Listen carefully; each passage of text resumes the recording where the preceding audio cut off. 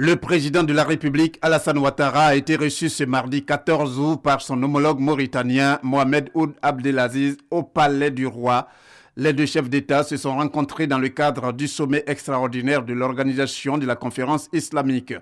L'occasion pour les deux personnalités d'évoquer des sujets d'intérêt commun, notamment la coopération entre leurs deux pays et la résolution de la crise malienne. Vous savez le rôle que M. le Président a joué dans la solution de la crise en Côte d'Ivoire et je lui ai redit toute notre reconnaissance. C'est lui qui a présidé le comité de haut niveau des chefs d'État et qui a permis de dénouer donc cette situation difficile dans mon pays.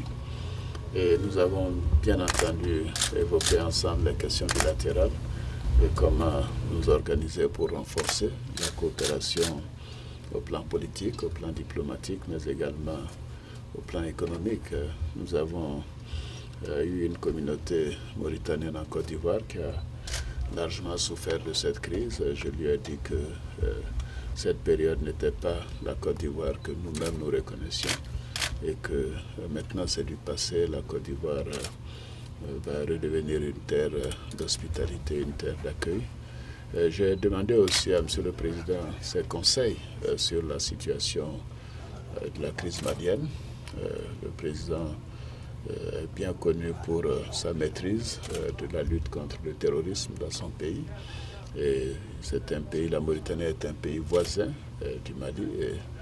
Et en tant que président d'un exercice de la CEDEAO, j'ai besoin de ses conseils, de ses recommandations.